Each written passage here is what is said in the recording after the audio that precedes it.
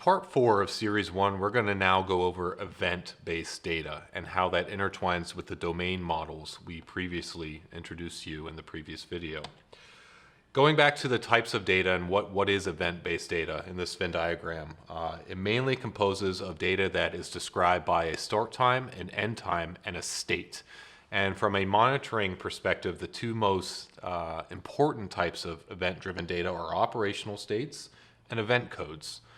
So let's loosely define those. So I like to think of an operational state as what is generally happening with an asset. Is it stopped? Is it running? Is it in standby? Is it impacted by anything and still running? So it's generally, what is the state?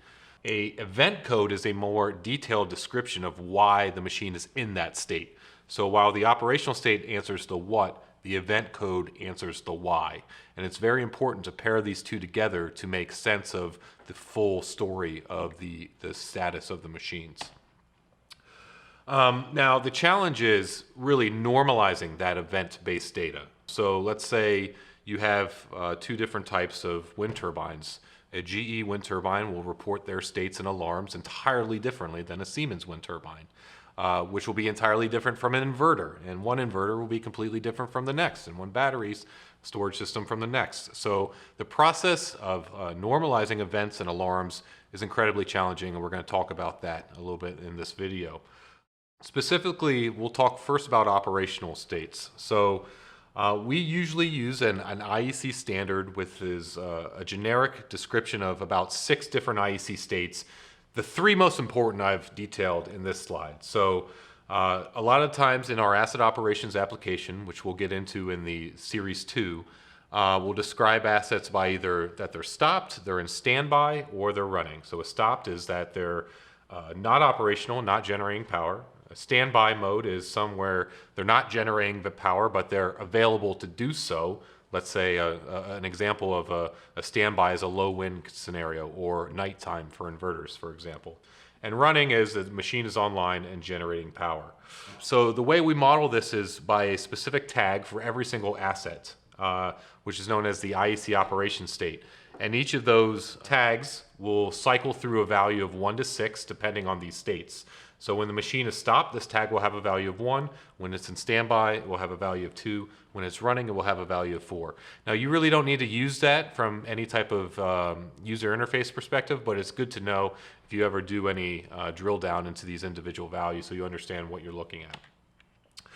Finally, from a event code perspective, the challenge becomes even more daunting because operation states, there might be 5 to 10 unique operation states for different types of assets. There might be 3,000 different individual event codes for an asset. So an event code is really like a check engine light on your car, right? The way we see those in Bazefield is through codes, through integer codes that are detailed anywhere typically from 1 up to maybe even 100,000. So in Bazefield, we install the system with a large library that converts these codes, seen here, and then we have all the metadata associated with these codes so we know what they mean. So if it's a converter level fault, we know it's related to the converter, we know it stops the machine, and we know it counts, let's say, against your availability. And we have to do this process of mapping out all the metadata of these alarms for every single asset in your system. And this is the brunt of the work that you would have to do if you wanted to recreate a system like Bazefield on your own. This is just some of the metadata that we have to go over. We have to give each event its name and its description. We model events by the type of events they are.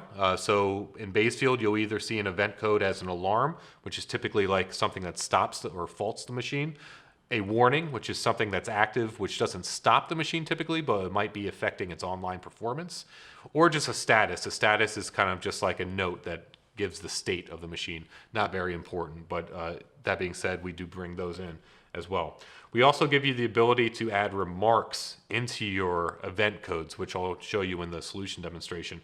And this is nice for things like default troubleshooting methodology. So if you have event code 38 read into Bazefield, you can set a certain troubleshooting or a detailed description of what that event is and what to do about that event. So that's kind of what we're going to be showing here in the solution demonstration, but just as a summary, we have 2 major types of event data we collect from a data source. operational states, which is what is happening, event codes, which are why it's happening, and we have a process of normalization, first being through IEC operation state tag on an operational state basis, and the normalization from event codes comes through our event and our alarm templates. And I'll give you a demonstration of both these normalization processes now in the Bazefield system. Okay, now that we're in the portal, let's give a demonstration about these kind of unified operational states and events and how we normalize things. First, we'll talk about operation states. So in the next video series, we'll get into this in detail, but the end goal for us is to map everything to kind of these common states, which I just mentioned, so that you can quickly come in here and say that you want to look at any asset that's running versus any asset that's stopped versus any asset that's in standby, kind of waiting to run or available to run. And what we do, as I mentioned, was create a domain point or a tag called IEC operation state, which is a integer value representing all these different states. That's a value of 1 to 6. So it's kind of to show you what's behind this, let's go to our trend tool and show you. This will help demonstrate the difference between process data and event data too, and how it's described. So we looked at wind last video, so let's look at a solar site here, and let's choose a certain inverter, and I'm going to trend out that IEC operation state is a individual domain point that exists, and I want to look at active power as well. I hit apply.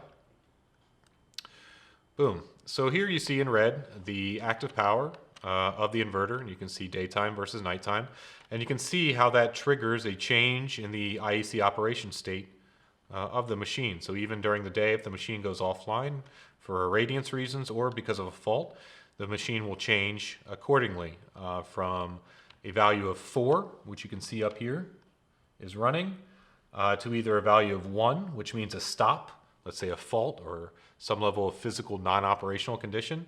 And at nighttime, we'll often go to this value of 2, which is the machine's really in standby. It's available to operate, but it's not able to operate because of, obviously, the irradiance conditions present. And it's the same concept for wind, really. 2s are like low winds. So you can look at this from wind, solar, whatever type of asset you have, we normalize using this IEC operation state, which will then feed into asset operations on your display. And we'll talk about asset operations a lot more in the next video, but just to show you the concept of this normalization for operational states. Now, that is the state which helps us, do stop, starting, standbys, but often, again, it's helpful to look at things from an individual event perspective. Why is it stopped? Why is it down? So all that information comes through event codes. And the way we normalize event codes is through our asset models. So we talked about asset models in our last video demonstration in the context of how to manage process data and how to create calculations. But it's also how we manage the event templates. So if I go into administration, and I'm going to go into my object manager again, and I'm going to, actually, I'm going to go into just directly into our asset models. And I'm going to go to one of my inverters, and here's the page for it. And what I'm going to do is go to my alarms tab, which probably should be called events. I call it events, but from here I'm going to export this data into an Excel file. So basically, if let's say, for example, if you have a software update where you want to create your own custom events, you can download all these events that we install in the system and actually edit a file, this template file here, and add a line item and add your own alarm with your own code that you expect. So this is just linking the code to the events or the alarm, and then all the metadata that we need for the alarm. So you don't need to focus on a lot. The biggest things are type. So a type 2 alarm or event is a status, which is just a generic state, I guess you could say. 0 is a warning. So zeros are typically things that won't stop the machine, but could cause a change in performance, like a derate or a partial curtailment. And then 1s are actual alarms.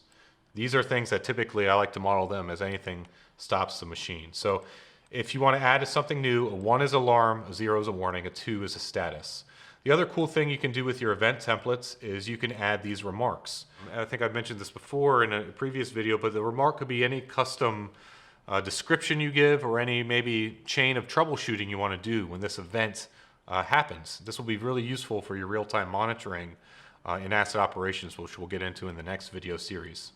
And finally, another really important part is these classifications. We'll get into these classifications heavily in video series 3, but these are just ways that you can give basically a category to the event. And this is helpful then in your availability calculations. So basically this will help tell Bazefield, hey, when code 0 is active, we want to give this a nighttime category or a nighttime allocation. And you can append as many category sets as you want. And these categories are really the most important part about normalization, because then we can go through all our inverter models and classify the events to the same exact standard. And this will lead to standardized availability calculations. This will lead to standardized also user interfaces in asset operations. And you can have as many as you want. So again, this is kind of just a starting point for events. We'll do a lot more in video series 3 on availability and event management, but just to introduce the concept of how we normalize event data, it's through the asset model, it's through the alarm templates that you can download and import and export into the tool.